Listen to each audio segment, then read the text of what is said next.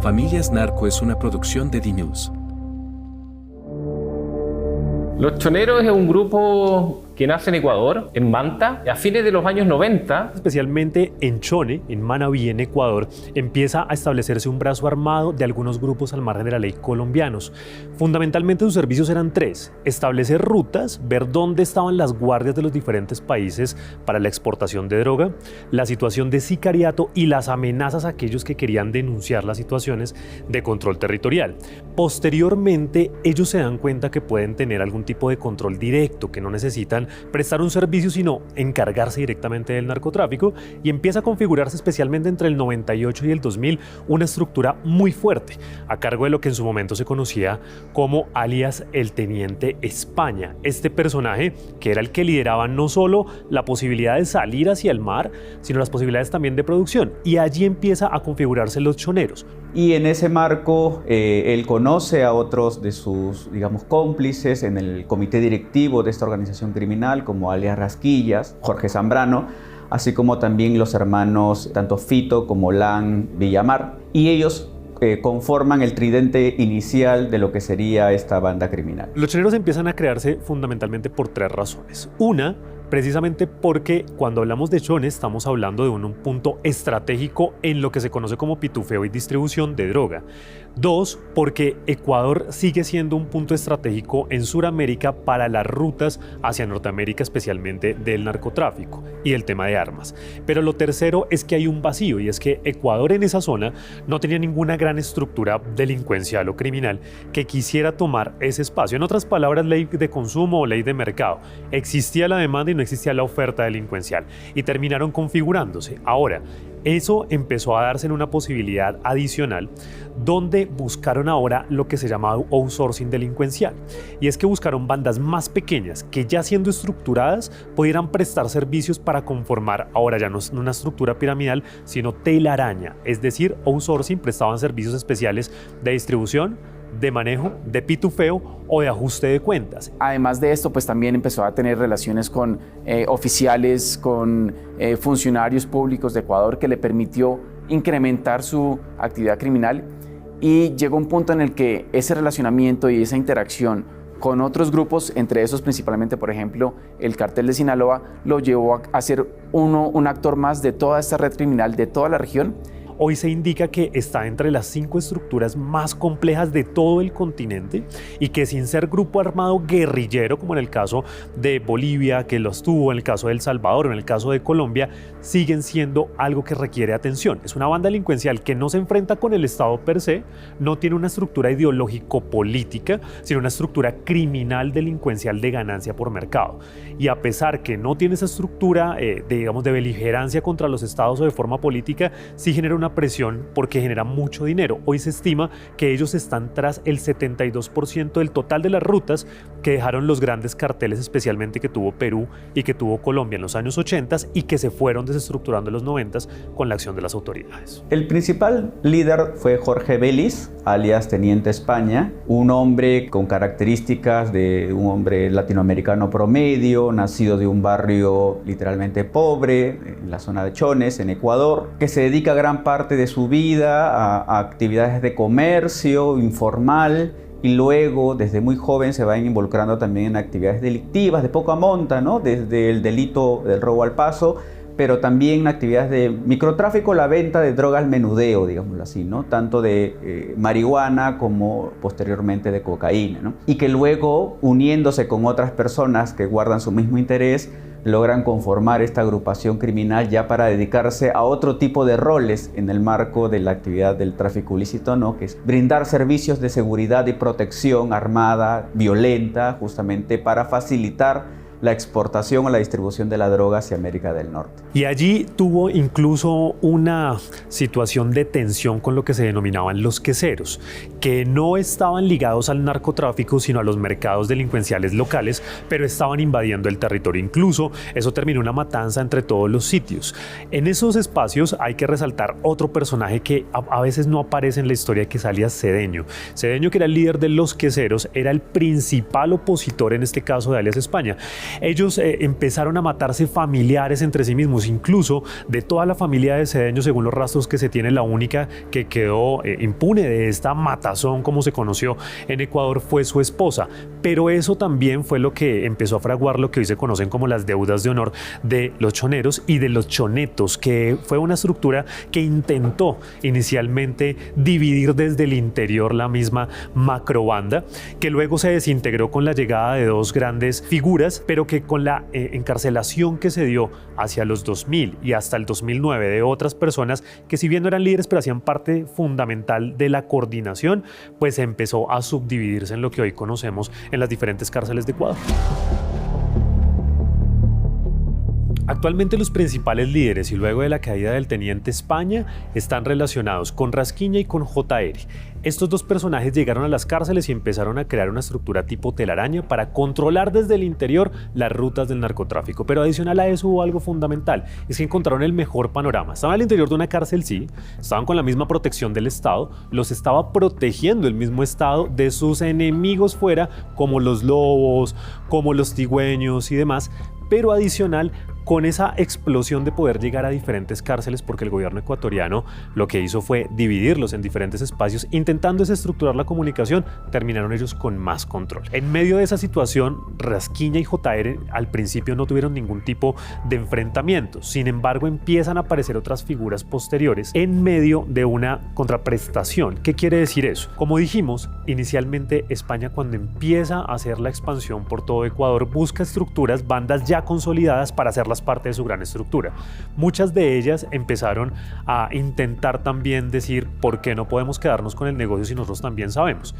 En ese orden, Rasquiña y JR empiezan a liderar toda la acción. Sin embargo, las autoridades también ponen el ojo en medio de esta situación, porque recordemos que España cae en el año 2007 y hacia el 2009 y hacia el 2011 estos dos personajes empiezan a controlar las subdirecciones y sus subdivisiones del negocio.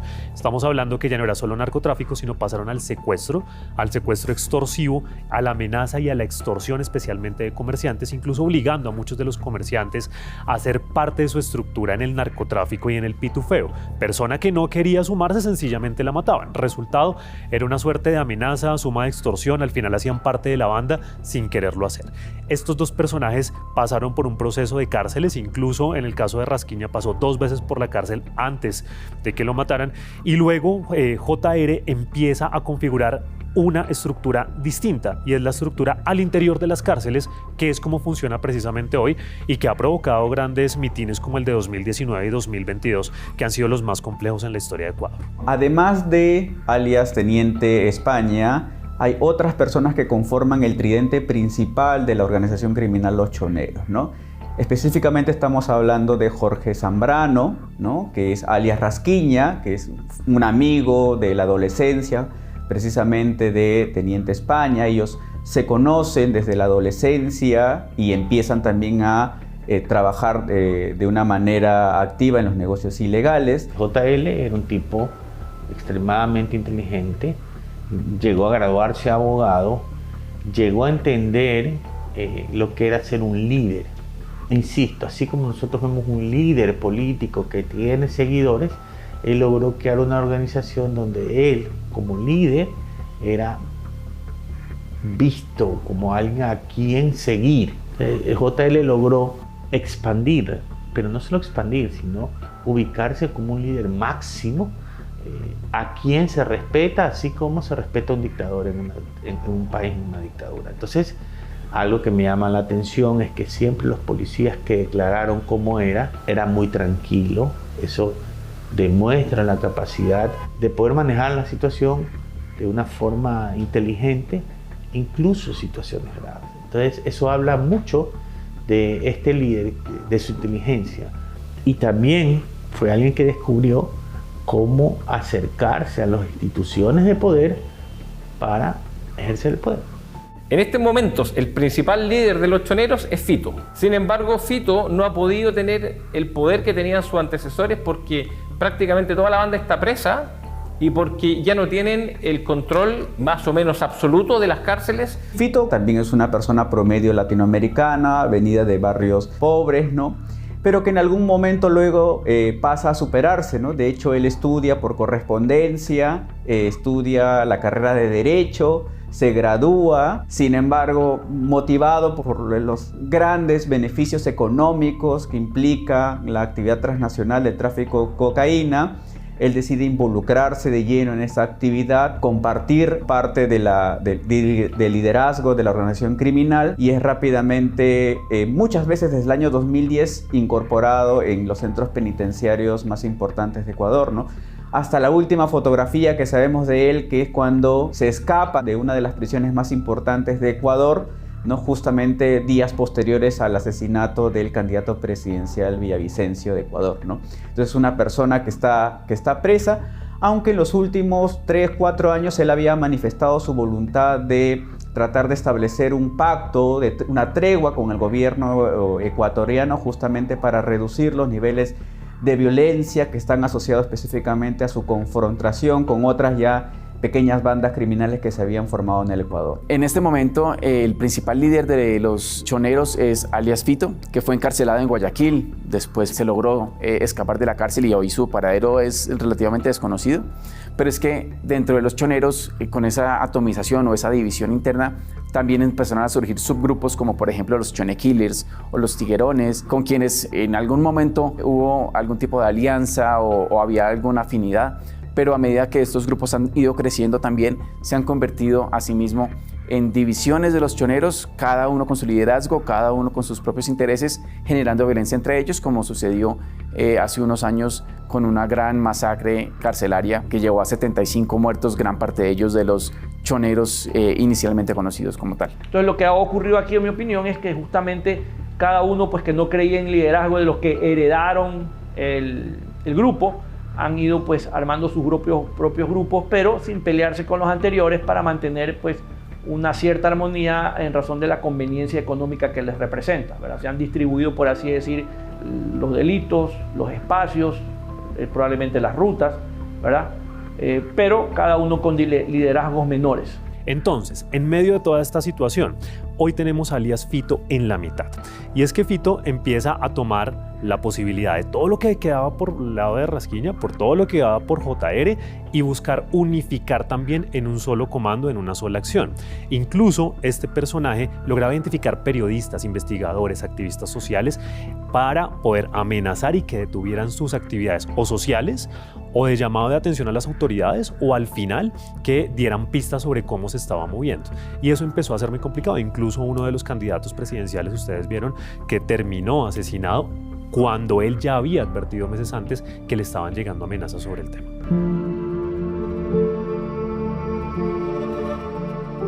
Hay un punto con Ecuador y es que cómo los choneros empiezan a convertirse en esta situación tan peligrosa para Sudamérica y para todo el continente. Los choneros tienen Ecuador como punto estratégico de distribución y Ecuador no estaba en una de las listas con grupos armados o bandas delincuenciales. Era el cóctel perfecto. El punto estratégico geográfico, sin nadie que les compitiera y con la posibilidad exacta del conocimiento que más de 20 años delincuencial les daban en la acción. Si bien aparece inicialmente en Chone, luego se van para Manta y luego de Manta van para Guayaquil y ahí configuran lo que se conoce como el triángulo del narcotráfico. Y es que en un punto perfectamente pueden tener la base, en otro pueden llegar a pitufiar y finalmente pueden hacer la distribución por todo Sudamérica. Los choneros se convirtieron en una de las bandas criminales dentro de los penales como de la más peligrosa por varias razones. Primero, hay ciertas condiciones que favorecieron a ellos, ¿no? Uno tiene que ver, por ejemplo, con su acceso a armas de fuego, ¿no? En Ecuador es conocido de que hay el tráfico o contrabando de armas, tanto de cortas como de largo alcance, es todavía un mercado muy irregular, muy irregulado. El Estado no ha regulado completamente ese mercado y por lo tanto es para cualquier organización criminal muy asequible y por lo tanto se le da potencia de fuego, ¿no? Incluso en un centro penitenciario, ¿no? Lo segundo, la corrupción. La corrupción que predomina en gran parte de los centros penitenciarios latinoamericanos y en este caso de Ecuador, facilita que este tipo de armamentos, ¿no? Continúe, digamos, fluyendo sin ningún tipo de restricción. Y en tercer lugar, porque finalmente este tipo de bandas son de las bandas más primigenias que habían tenido en su momento, ¿no?, desde que asumió el liderazgo Teniente España, cierto nivel de control sobre algunas rutas de exportación del tráfico de cocaína desde Ecuador hacia América del Norte. Y por lo tanto, aun cuando muchas de estas personas fueron capturadas y enviadas a prisión, ¿no?, el poder del control sobre esas rutas se mantuvo, ¿no?, y por lo tanto tenía capacidad para mantener el liderazgo en distintas presiones, ¿no? Los choneros van adquiriendo en forma paulatina más poder, y este poder es también consecuencia de cosas que fueron pasando. Curiosamente, el encarcelamiento de ellos les dio más poder. Gran parte de los miembros de los choneros terminaron en las cárceles y eso los llevó de pronto a pensar en cambiar un poco su dinámica criminal. Ya no se podían dedicar de la misma manera al narcotráfico como lo venían haciendo antes, sino que empezaron a tener tanta presencia en las cárceles que los llevó a ver que ahí había de pronto un potencial criminal adicional. Entonces, a medida que los fueron ubicando en diferentes cárceles de Ecuador, ese relacionamiento de la misma pandilla por fuera de las cárceles permitió que tuvieran control de la situación criminal en muchas cárceles y en muchas cárceles al mismo tiempo. Entonces los llevó a incrementar su posibilidad de microtráfico dentro y fuera de las cárceles, a hacer extorsiones desde las cárceles y a disputarse ese poderío y ese control con otras pandillas también ubicadas en cárceles en Ecuador, y los llevó a ser una de las principales pandillas que desde las cárceles controlaban lo que sucedía dentro y fuera de las cárceles, y de ahí ese gran poderío que han logrado generar desde los diferentes centros penitenciarios de Ecuador. El Estado, buscando mecanismos para debilitar esa organización, terminaron fortaleciéndola. ¿Por qué? Porque en los centros penitenciarios donde había más presencia de integrantes de los choneros, lo que hicieron es comenzaron a mandarlos a otras cárceles, de esa manera separándolos. Pero ¿qué es lo que hicieron ellos? Estando en otras cárceles, comenzaron a levantar fuerzas y a unirse con los integrantes de esas cárceles, y así es como comenzaron a expandir su control de territorio, de cárceles, y se especializaron en este ámbito. Hoy entonces hay algo importante, y es que los choneros, como ya se ha identificado por diferentes organismos internacionales, están tras controlar más del 70% de las rutas del narcotráfico de Suramérica por la vía marítima hacia Norteamérica. Y eso lo convertiría, como lo conocimos en los 80s, en uno de los carteles del narcotráfico más fuertes de Suramérica si llegaran a consolidarse, con dos, ventajas para ellos. Uno, no han podido ser controlados por las autoridades, y dos, no tienen quien les compita, porque lo que vemos con la desestructuración de las grandes mafias y de los carteles que tuvo, por ejemplo, Colombia, que alcanzó a verse en algo en Perú, pues hoy no existen, y entre tanto tienen el negocio abierto para poderse consolidar, porque el mercado norteamericano pues lastimosamente sigue pidiendo droga. Con la llegada de Lenín Moreno y esa crisis penitenciaria que se vivió y que él declaró en Ecuador, pues llevó a que se tratara de intervenir la presencia de estas pandillas y las estructuras de estas pandillas en diferentes cárceles. Empezó a haber movimientos de presos en diferentes cárceles del país. Los choneros se hicieron fuertes en su lucha contra el gobierno porque el gobierno no los pudo controlar en dos grandes razones. La primera es que nunca se imaginaron que al interior de las cárceles iban a conformar una nueva forma de acción a partir de intercomunicación dentro de las cárceles y ya no solo en el exterior. Y lo segundo es que los choneros nunca buscaron enfrentarse directamente con el Estado. En otras palabras, ellos podrían decir: desde que a mí no me toquen, yo no toco a nadie.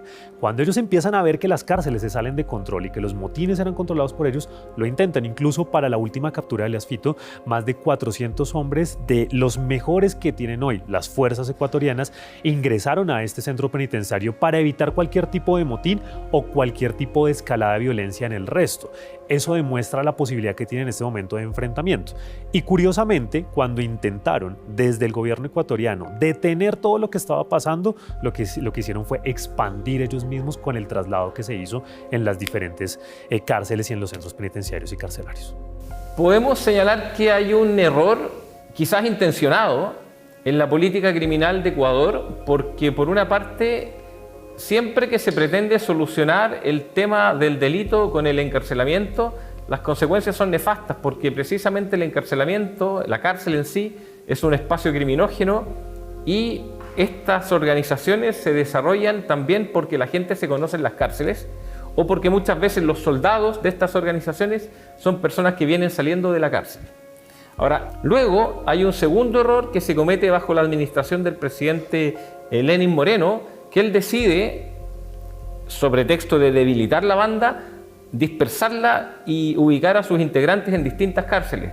Pero lo que produjo con esto no fue el debilitamiento de la banda, sino que fue la extensión de la misma, y esta banda que operaba principalmente en Manta empieza a operar también en Guayaquil y en otras cárceles del Ecuador. Los choneros, a medida que fueron empezando a llegar a las cárceles detenidos por sus actividades criminales, llegaron con un reconocimiento también por fuera de las cárceles de ser un grupo que fue un brazo armado de colombiano, de tener relacionamiento con el cartel de Sinaloa, es decir, tenía un reconocimiento muy grande dentro y fuera de Ecuador. Eso los llevó a que al llegar a las cárceles pues no fueran un criminal más, sino fueran un criminal de una organización con un reconocimiento importante dentro de Ecuador. La concentración en las cárceles tiene que ver específicamente por parte de los choneros, ¿no? Debido justamente a su capacidad de potencia de fuego y a la iniciativa que tuvo en su momento alias Rasquiña para poder de una manera muy directa confrontarse y superar a sus rivales que estaban también presos, ¿no? Específicamente estamos hablando de otras bandas criminales, ¿no? Entonces, al imponer el ejercicio de la violencia dentro de los centros penitenciarios y al tener capacidad para poder comprar a ciertos funcionarios y tener cierto nivel de impunidad, ellos tienen la capacidad de poder controlar los centros penitenciarios. Pero por otro lado, también se incorpora una variable, la tecnología, ¿no? La tecnología que ingresa a los centros penitenciarios, como los teléfonos celulares, el acceso a internet, por ejemplo, entre otro tipo de tecnología, les permite a él, aun cuando está dentro de prisión, poder tener control sobre lo que va haciendo su demás cuerpo militarizado, cuerpo de articulación o de coordinación del negocio del narcotráfico hacia afuera, ¿no? Lo que le permite de nuevo tener cierto control del negocio, que es finalmente el objetivo central de esta banda, ¿no? El punto aquí entonces clave es que cuando las autoridades del Ecuador intentan desestructurar desde el interior de la cárcel, como ya lo teníamos, ellos terminan por atomizarse. Y el control de las cárceles se da porque recordemos que Ecuador no ha sido uno de los países más complejos en temas de seguridad. Y entre tanto, si bien tenían una estructura muy organizada, pues quizás no estaban preparados para este gran control, que va desde armas, pasando por extorsión, secuestro simple, hasta el gran negocio del narcotráfico. Y ellos configuran entonces una relación de outsourcing entre lo que pasa al interior de la cárcel y lo que está fuera. Resultando, hoy se dice que desde los años 2000, o sea, fundamentalmente desde el 2002, a la fecha cerca de 12.000 personas pueden llegar a ser parte de esta banda, ya sea de forma directa, de forma indirecta, por servicios criminales o por relación de información. Recordemos que ellos a partir del año 2007 dejan de ser una estructura cerrada y única para intentar buscar aliados en todo lado. Y el aliado es desde el que le dice dónde está el policía, dónde está el control, cuál es el guardia corruptible, hasta dónde están las líneas que están siendo abandonadas por otros grupos que han sido dados de golpe, ya sea por el organismo central o por la cooperación entre los países de región andina. Al ser personas que sigan actividades criminales, ¿dónde terminan? Pues en las cárceles, y usted tiene que dominar dónde está. ¿Qué son las cárceles? Es decir, no es que escogieron el bastión, cárceles o prisiones para ejercer su actividad. Su actividad ya se ejercía con mucho poder, mucho antes de que estén presos. Además de esto, también eran reconocidos por ser una pandilla muy sanguinaria, muy violenta, que generaba cierto temor o cierto miedo en otros actores. Entonces los llevó a llegar a las cárceles con esa imagen también de ser un grupo fuerte, un grupo con muchos tentáculos dentro y fuera de Ecuador, y además de eso, un grupo muy violento con el que nadie se quería enfrentar a menos que tuviera esa capacidad armada, esa capacidad criminal de hacerlo, y eran muy pocos los grupos que podían hacerlo en ese momento.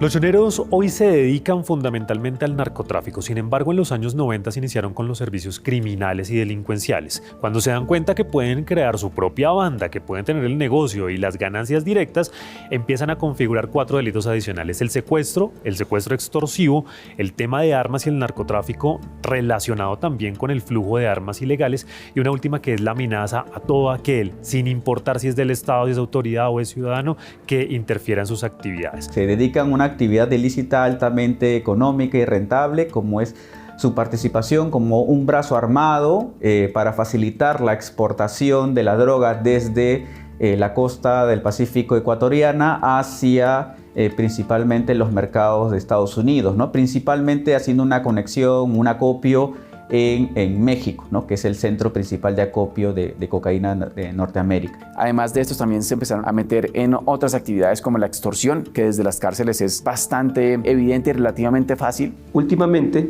probablemente unos 3 o 4 años, apareció otro nicho de negocio de los grupos delictivos, las vacunas, que es una forma de extorsión.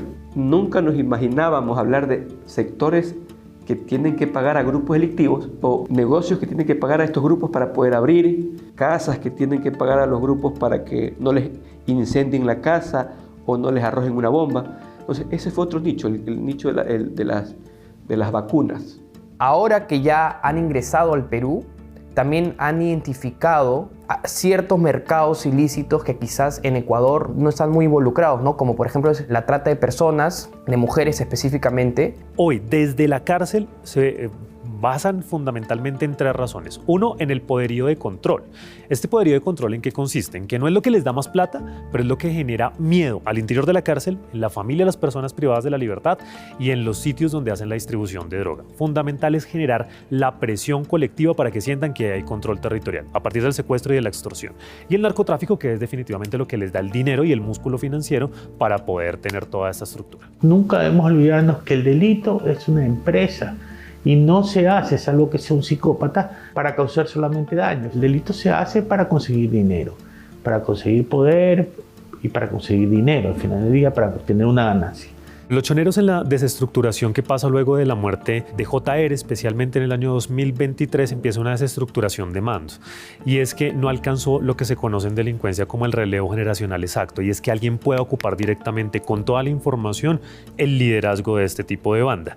Sin embargo, Fito ha sido muy estratégico con esto, y es que al no encontrar a alguien directo, quizás lo que se ha hecho es empezar a buscar cómo las bandas más pequeñas, que ya están estructuradas y que tienen un líder, pues hacen parte de, ofreciéndoles unas posibilidades de cuidado al interior de las cárceles, de protección a las familias afuera y de ganancias del narcotráfico, cosa que es en ese momento la mejor opción para bandas que no pueden darle la pelea a los choneros, que necesitan protección de otras macrobandas como los lobos y que pueden terminar en una estructura que además de dinero les genera protección.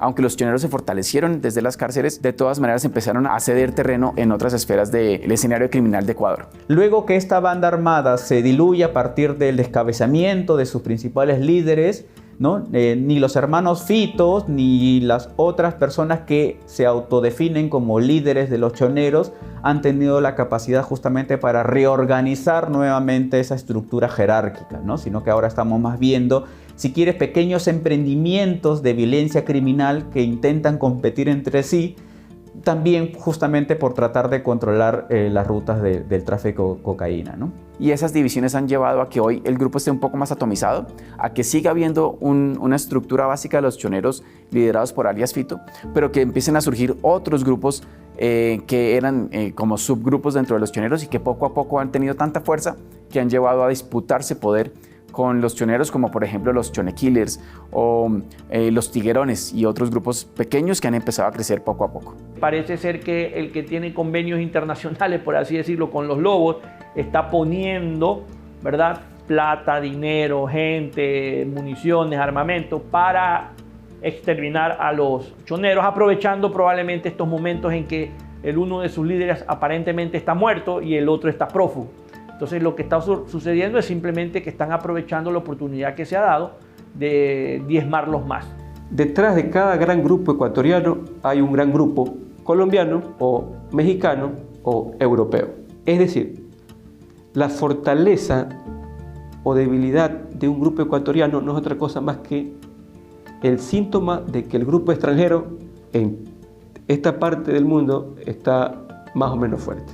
Por ejemplo, en el caso de los choneros, que inicialmente se identificaban con carteles colombianos, ahora mexicanos, el caso del cartel de Sinaloa, ha ido menguando porque el cartel Sinaloa también ha recibido fuertes golpes. Por otra parte, el cartel Jalisco Nueva Generación se ha fortalecido en México. O sea, por un lado, ha decrecido el poder del cartel Sinaloa y ha crecido el poder del cartel de Jalisco Nueva Generación, y por ende ese poder se refleja en una consolidación del poder acá del grupo que trabaja con ellos, que es el grupo de los lobos.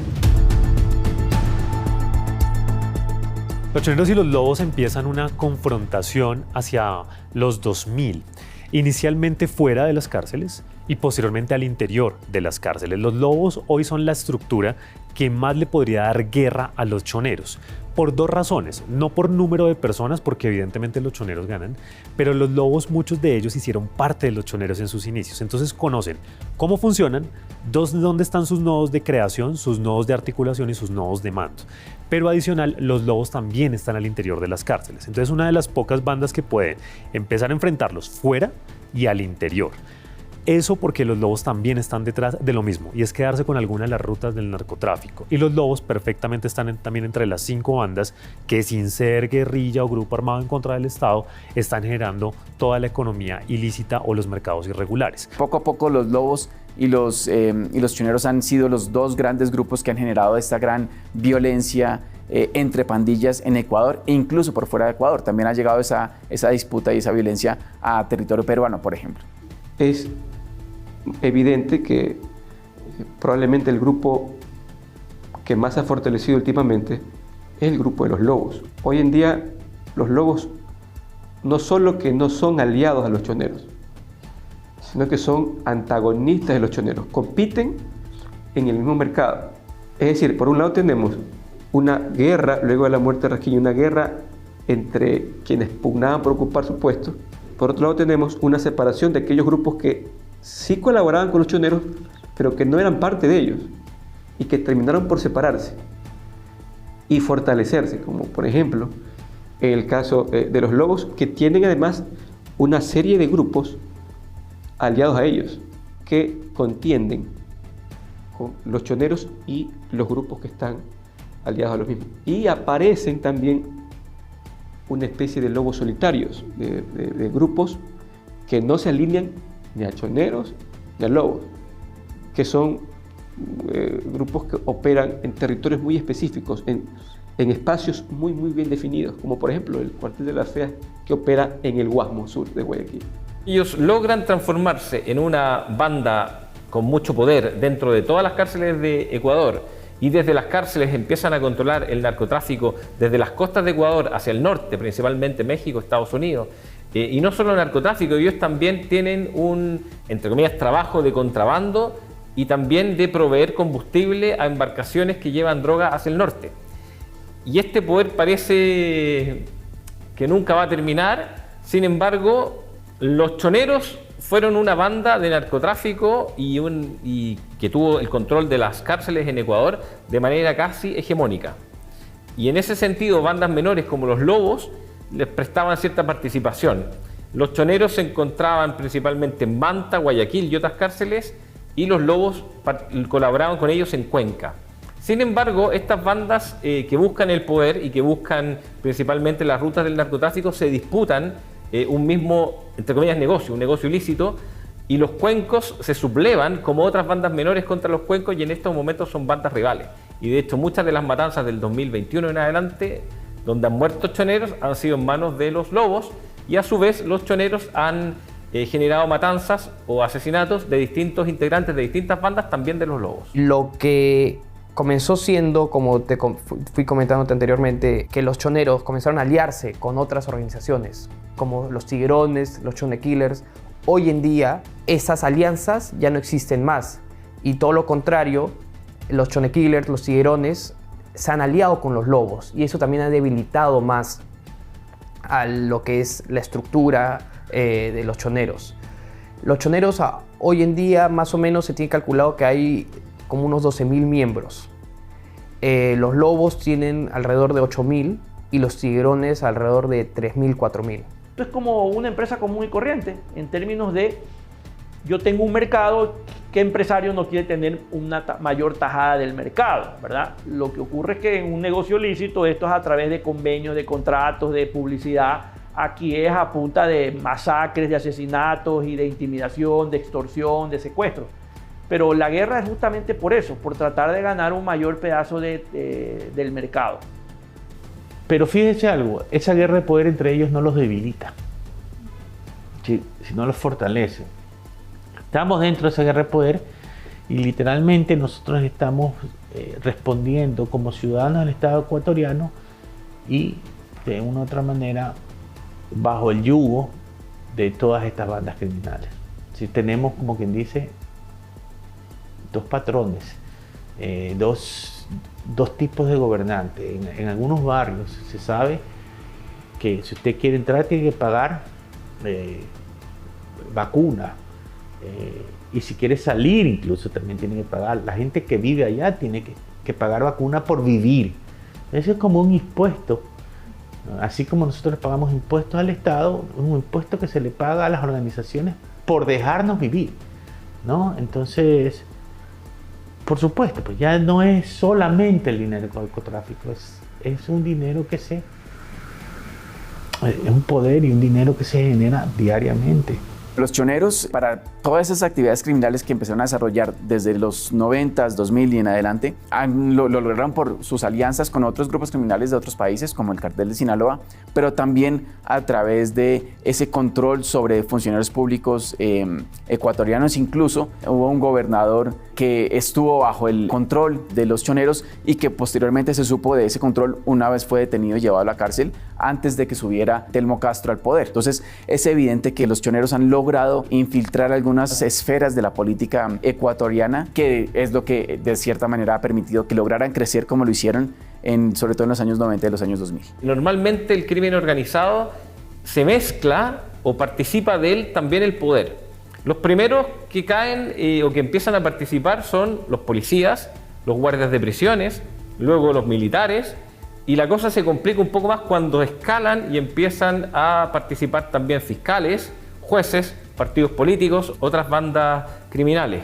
Y seguramente lo que pasa en Ecuador es eso. Hay mucha participación de agentes del Estado en el crimen organizado. Esto lo podemos comprobar, por ejemplo, porque con el líder actual, el Fito, es una persona que se ha escapado varias veces de prisión.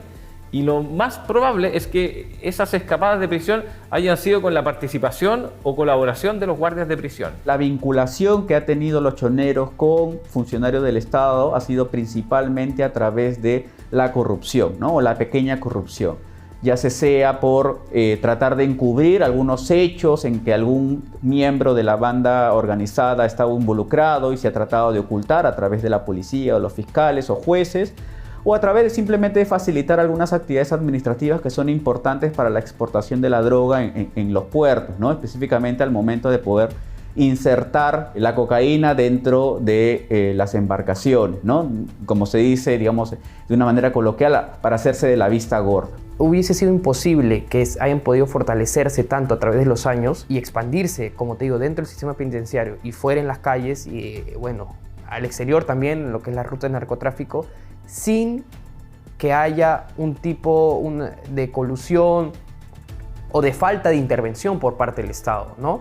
Es imposible que una banda tome tanta fuerza si el Estado interviene. Lastimosamente no ha habido funcionarios públicos y policiales, porque hay que darse cuenta de la cantidad de policías que caen con estos, que hayan tenido la fuerza para poder no dejarse someter. Lastimosamente, en algunos casos, estos grupos de organizaciones criminales han invertido en los políticos que ahora les deben a ellos. Es decir, una especie de un lobby siniestro, ¿no? Es una inversión siniestra, porque también entienden que dentro de la institución pública hay un negocio del que se puede vivir. Es decir, venta de medicina, servicios, etcétera, etcétera, que ellos van a querer recibir su retorno por la inversión que han hecho. Es decir, la expansión de los choneros fuera de Ecuador ha estado principalmente vinculándose en principio para tratar de articular mejor las actividades tanto del acopio de la cocaína que se puede producir tanto en Colombia o en Perú, ¿no? Para recibirlo en Ecuador, y luego para coordinar la exportación de la droga hacia América del Norte, específicamente a través de la articulación con ciertas bandas organizadas o los llamados cárteles mexicanos, ¿no? El cártel de Sinaloa principalmente, ¿no? Entonces, su expansión no es una expansión, por lo tanto, de naturaleza de control territorial, sino más bien de coordinación o articulación, ¿no? Como si fuese un broker que intenta justamente establecer una mejor transacción con, digamos, las demás bandas que ya se encuentran en estos países. Hoy tenemos una posibilidad de que estén en Perú y que estén en Colombia. Estas dos hipótesis están en este momento por establecerse por la vía de la siguiente situación. Y es que saber si los choneros están en Colombia, que estén en Perú o que estén incluso en Argentina, donde alguna vez circuló un panfleto, requiere que las autoridades sepan si es parte de la estructura central o si son personas que se están haciendo pasar por. Esto ya pasó con el cartel de Sinaloa y con el Tren de Aragua que venía de Venezuela. Y es que bandas pequeñas locales, viendo el boom mediático internacional que tienen, nada mejor que apropiarse del nombre y decir que hacen parte de la estructura. Esto les facilita el acceso, por ejemplo, a comerciantes para la extorsión por el miedo, les facilita que las autoridades se detengan un poco más para poder saber si sí o si no, y además les da un poderío sobre otras bandas. Lo que ocurre es que en la región hay mucha criminalidad y básicamente lo que hacen es tomar contacto con alguien que en el bajo mundo de cualquier otro país está buscando exactamente lo mismo. Es como cuando un empresario en actividades lícitas busca contacto con algún otro empresario para tratar de ver si pueden llegar a algún tipo de alianza que le permita a ellos llegar a mejores resultados en las actividades a las que se dedican. Entonces, sí, lo que hacen es mandar personas que en un momento dado se infiltran en la sociedad, van haciéndose conocidos y poco a poco, pues, de preguntando, llegan, ¿verdad? Como ocurrió en el caso ecuatoriano, por ejemplo, que tenemos aquí ciudadanos de los Balcanes, entonces de Albania, etcétera, etcétera, y que son idiomas que nosotros no hablamos ni los entendemos, y sin embargo hay una penetración fuerte de estos grupos. Justamente por eso ellos lo que hacen es empiezan a enviar personas que empiezan a infiltrarse en la sociedad, van aprendiendo las costumbres, van conociendo a la gente y poco a poco van montando una operación, como lo haría probablemente cualquier empresario que quiera poner una sucursal en el extranjero. Principalmente lo que buscan los choneros en su génesis es conseguir o contactar o hacer puente entre la droga que viene de Colombia y que llega a México y posteriormente a Estados Unidos. Sin embargo, en los últimos años también empiezan a vincularse con el Perú. De hecho, una de las características que tiene Ecuador es que Ecuador no es productor de cocaína, pero geográficamente está entre Perú y Colombia, lo que permite que de sus puertos pueda salir mucha cocaína.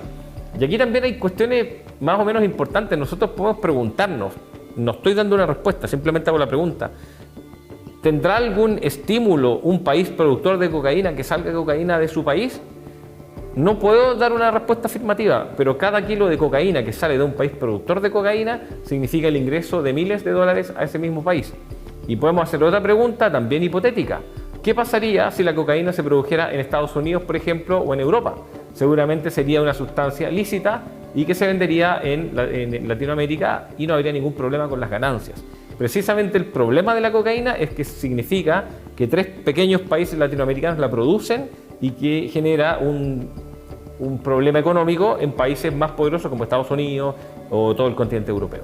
El puerto de Guayaquil para los choneros tiene una importancia muy relevante porque es un puerto principal del país y que al momento que ellos controlan ese puerto y controlan la ruta del narcotráfico es que tienen esas salidas hacia México y hacia Estados Unidos, y al tener la alianza con el cartel de Sinaloa, que es el cartel más grande del mundo o uno de los más grandes del mundo, es que ha permitido obviamente fortalecerse, ser reconocido a nivel mundial y evidentemente generar recursos, ¿no?, económicos a través de esta práctica. Cuando los gobiernos no están preparados para el tipo de delincuencia que estamos viviendo ahora, es fácil implantarla. Es decir, como pasó en Colombia y México, que lograron implantar eso en Ecuador, lo mismo usted va a poder hacerlo en otros lugares donde este tipo de delincuencia no es común.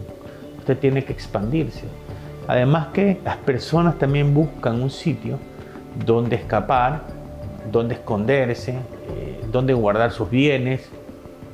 Y estos países son ideales porque, insisto, no están preparados para el tipo de delincuencia que se les viene. Pero al final del día, como dijo la ministra de Argentina, este es un fenómeno regional. Si los países no comienzan a unirse, vamos a terminar sometidos. Es curioso porque la relación inicial de los choneros hacia los años 90 inicia con Colombia. Inicia con Colombia porque los choneros prestaron sus servicios criminales a grupos armados colombianos inicialmente. Ellos se desligan de todas las estructuras colombianas hacia los 2000, especialmente después de la caída del teniente España. Pero hoy vemos cómo el negocio del narcotráfico requiere de acuerdos, y es que no pisar mangueras en las estructuras de mercadeo delincuencial es uno de los puntos clave para que las rutas no sean, como se dice, sapeadas, es decir, que los conozcan en el caso de las autoridades, y para que además pueda cada quien tener su espacio en el negocio. Y entre tanto ahora empezamos a ver que tanto la producción de la droga como la comercialización, como los laboratorios, requiere de alianzas con uno de los países que más sabe de esto. ¿Y cuál es? Pues lastimosamente Colombia. Los choneros se ha identificado que han tenido, y sobre todo desde sus inicios, empezaron a tener contacto con grupos colombianos, a hacer un brazo armado de carteles colombianos en Ecuador, y eran uno de los grupos que facilitaban ese negocio, el narcotráfico, esa articulación del narcotráfico, saliendo de Colombia, pasando por Ecuador y llegando a México a través del cartel de Sinaloa. Entonces, desde ese punto han tenido un contacto muy estrecho en su inicio con grupos colombianos. Las autoridades, especialmente de Colombia, de Perú y de Ecuador, están tras ver si están con las disidencias que están buscando controlar las fronteras hacia el sur y hacia el oriente, o si lo que están es con bandas más pequeñas, que buscando esos espacios que han dejado luego del proceso de desmovilización,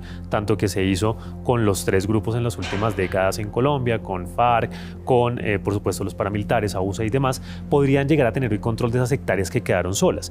Y una de las opciones que se plantean como hipótesis es que la entrada a Colombia sea con esas pequeñas estructuras y que podrían llegar a fortalecerlas, ya no como grupos guerrilleros o grupos armados, sino como bandas delincuenciales, como ellos ya se han venido configurando, que además tienen mucho más experiencia que los grupos armados de Colombia. La presencia de los choneros en Perú todavía está en un proceso de investigación. Existe algunas referencias, sobre todo de la policía que se encuentra en frontera peruana, de haber visto la participación o la presencia o el cruce de algunos miembros de los choneros en nuestro territorio, principalmente para la articulación o la coordinación del pase tanto de drogas cocaínicas como de amapola hacia el vecino país para luego ser exportado. Sin embargo, las autoridades más formales del Estado peruano aún siguen negando que esa situación se esté dando, ¿no? Lo cierto es que, más allá de que si existe o tenemos pruebas o no de que hay presencia de los choneros en el norte del Perú, lo cierto es que las condiciones están dadas, porque específicamente nuestro control migratorio es altamente débil y vulnerable, ¿no? No solamente los choneros, sino cualquier otra organización criminal tranquilamente podía traspasar porque simplemente no hay control, o el control es altamente débil. Al venir al Perú pueden recobrar esa fuerza. ¿Por qué? Porque primero hay facilidad para ingresar, ¿no? Siempre desde la criminología lo que vemos es la oportunidad del delito, ¿no? Desde algo muy micro a algo muy macro, como este caso, ¿no? La oportunidad de ingresar de manera ilícita al Perú. Eso es lo primero. Luego, el identificar los recursos que tiene el Perú. O sea, vamos a entrar a un territorio de manera fácil, pero además vamos a aprovechar los recursos del narcotráfico que nos puede dar, ¿no? Que esa es nuestra especialidad. Y lo tercero es que han identificado también la falta de intervención estatal, que es lo que ellos aprovecharon muchos años en Ecuador, ¿no? O sea, ahorita nos encontramos en un gobierno o un desgobierno, ¿no? Donde no hay medidas para erradicar el crimen organizado o hacer el crimen común de manera sostenible. Entonces, por eso es que han identificado esta oportunidad, como te mencionaba, para ingresar y tratar de controlar esta plaza, si lo podríamos llamar así, que sería el Perú. Específicamente ellos ya tienen presencia en Lima y en el norte, en Trujillo y Tumbes. Entonces eso ha sido muy importante para ellos porque lo que buscan es recobrar fuerzas y aprovechar lo que hay acá. Familias Narco es una producción de DNews.